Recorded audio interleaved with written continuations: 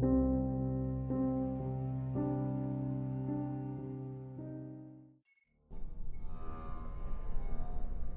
Number SCP-513 Object Class Euclid. Special Containment Procedures. SCP-513 is to be suspended in a 1 cubic meter block of gelatin and contained within a soundproofed, climate-controlled cell. The gelatin must be inspected daily for any degradation or loss of integrity. An emergency inspection will be carried out immediately following any earthquake, explosion, or sonic event grade 2 or higher. Any personnel performing the inspection are to wear earplugs and active noise-canceling earmuffs at all times while inside SCP-513's cell. If the gelatin cube shows any signs of degradation, such as rips, tears, splits, liquefaction, or mold, SCP-513 is to be immediately removed and suspended within a replacement cube by a team of surgically deafened Class D personnel. No other personnel are to enter the cell during this procedure. Any sentient beings exposed to SCP-513 are to be monitored by at least 2 security personnel at all times.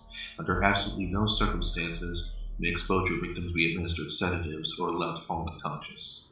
Any victim who does fall unconscious is to be terminated immediately. Class D personnel are to be terminated at the first sign of mental degradation. All other exposure victims may be terminated at their request. If possible, SCP-513-1 is to be apprehended on site. Physically, SCP-513 is an unremarkable, rusty cowbell. No marks or engravings are visible on its surface due to the large amount of corrosion. Attempts to remove the rust chemically or mechanically have had no success.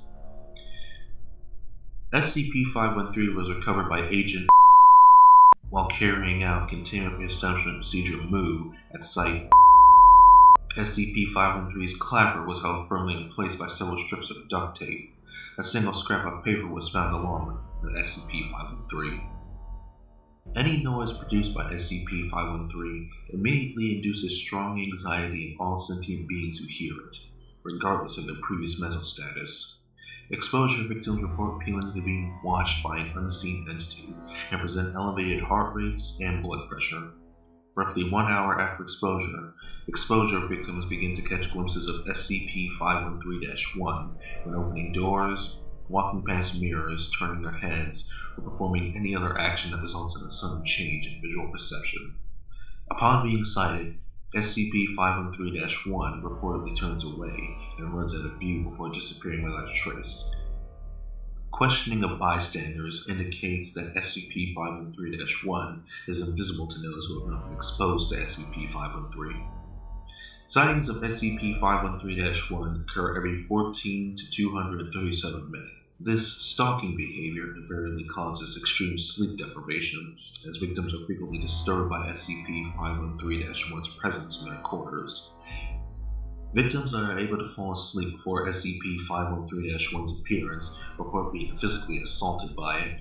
Upon the victim's awakening, SCP-513-1 flees as usual. This sleep deprivation, along with the mental stress caused by SCP-513-1's behavior, invariably induces paranoia, aggression, hypervigilance, and depression. All test cases but one have ended with the test subject's suicide. Descriptions of SCP-513-1's appearance are largely unreliable. Test subjects are unable to provide complete accounts of sightings due to their exhaustion, degraded mental health, and disruptive hypervigilance. However, all interrogations thus far indicate that SCP-513-1 is a tall, emaciated humanoid with abnormally large hands. Addendum.